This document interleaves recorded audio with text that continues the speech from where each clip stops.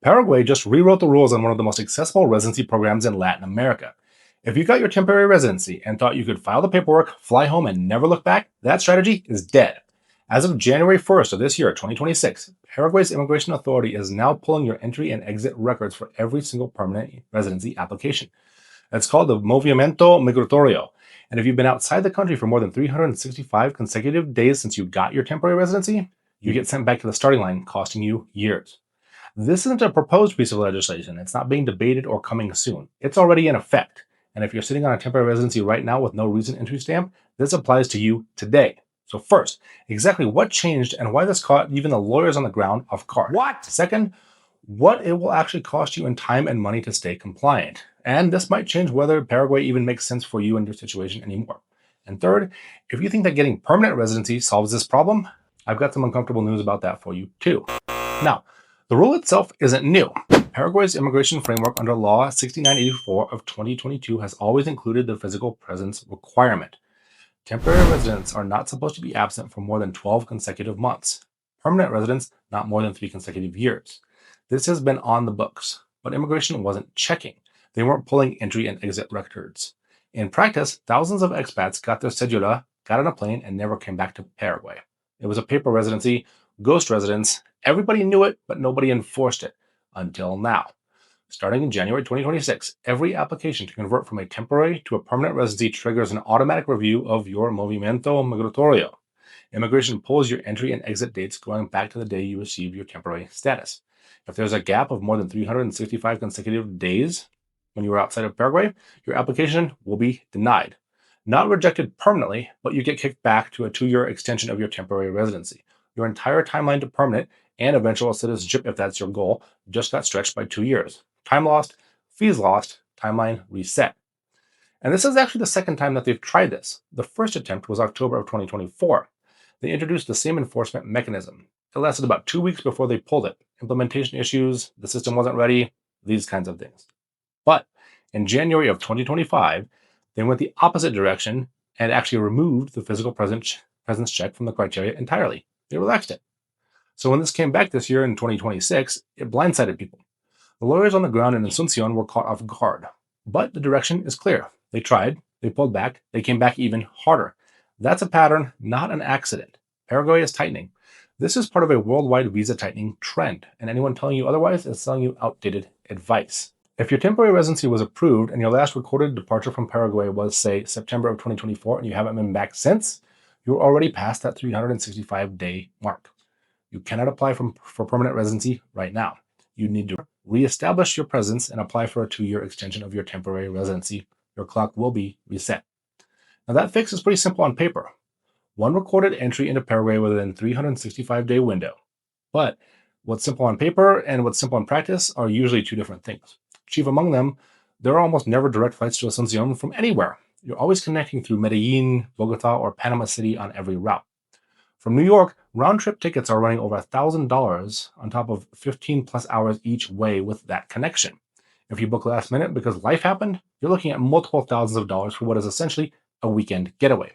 From London, you're guaranteed over $1,000 on a good day, much more in peak season, plus 16 to 20 hours on the airplane each way, an entire day of transit each direction. Add in the ground costs, like a hotel in Asuncion, that's $50 to $100 a night, food, local transport, another $50.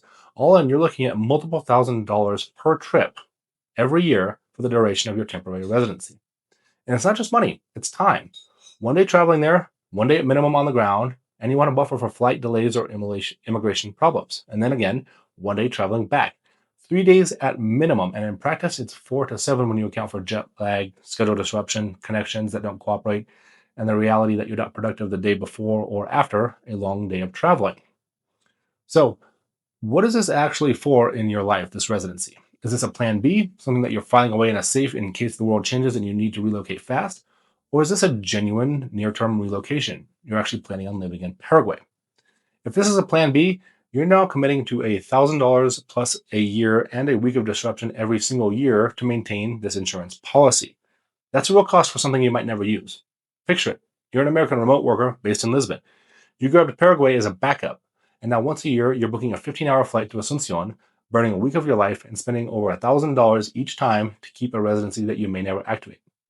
That math stops making sense fast for a lot of people.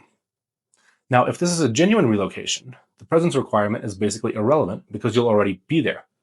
But then you need to be honest about whether Paraguay is actually where you want to build your life. And you can compare that to the alternatives as well. Panama's friendly nation visa requires a physical presence, but that's once every 2 years, not annually. Flights from the US are 3 to 7 hours. The investment threshold is high at $200,000, but the ongoing maintenance cost and disruption are dramatically lower. So if just having a backup plan is your goal, you might want to look elsewhere now. Then, of course, there's Mexico, where I live. Mexico's temporary residency has no strict physical presence requirement during the permit term. You do renew in person depending on exactly which visa you qualify for, but you're not flying down annually just to keep the clock running. And if you do need to fly, flights are only 2 to 6 hours from any major US city. And the 4-year temporary residency that Mexico issues gives you a long runway. Lots of flexibility, lots of options there. And well-qualified clients of ours can even skip straight to permanent residency, eliminating the probationary period entirely. Now, these aren't just alternatives to Paraguay. They illustrate the only real hedge against program changes, and that is diversification. No single country's residency program is safe from rule changes. Paraguay just proved that. Panama's friendly nations visa used to require a $5,000 bank deposit. Now it's a $200,000 investment. Every program gets harder over time, not easier. The only protection is having multiple options and planning ahead, so when one program shifts, your entire global mobility strategy does not collapse. The ultimate protection, of course, is a second citizenship. And whether or not you have a pathway to that ironclad second passport should be, at minimum, a part of your planning, if not your outright goal. If figuring out which combination actually fits your life is the conversation you need to have, grab one of our do-it-yourself guides or book a strategy call. The people who do get the results that they want. Which brings me to the final part, the part that nobody wants to hear. A lot of people think, okay, I'll tough out the 2 years of temporary, get permanent residency, and then I'm done. I never have to think about presence requirements again. That's not how it works anymore. Paraguay's permanent residency has its own absence threshold. If you're outside the country for more than 3 consecutive years, you risk losing your permanent status. It's less demanding than the annual requirement during the temporary residency, but it's not a set it and forget it option either. And given the direction that enforcement is heading, banking on them not checking or changing on this one is not a bet that I would want to have to take. And of course, if citizenship in Paraguay is your ultimate goal, which for a lot of people in this community it should be, the requirements jump dramatically. Paraguayan naturalization needs 6 to 9 months of physical presence per year for 3 years. And that amount is discretionary. It will be assessed at the time of your application by the judicial authorities. It's not rubber stamped, it's not guaranteed. So, that's probably not what you wanted to hear. But this applies everywhere, not just Paraguay. Citizenship is the only status that truly protects you from program changes. Residency permits can be modified, tightened, and revoked. The rules can change overnight when a new government comes to power. And we watch that happen every year. But once you hold citizenship, that's yours. No future regulation can take that away. Paraguayan citizenship needs 6 to 9 months a year in country for 3 years. If you're not going to do that, then this program was never going to get you to the finish line. The presence enforcement just made the math honest. Paraguay's residency program is not dead, though. It's still one of the most affordable entry points in Latin America. No minimum income, no investment requirement for the standard route, and territorial taxation that is extremely appealing to remote workers. What's changed is the free ride. The era of the paper residency is over. And the direction is only going one way. And one more thing, Paraguay just dropped new crypto reporting regulations that are going to rattle anyone holding digital assets through a Paraguayan structure. I'm covering that in a separate video. Check the card right here if that's your situation.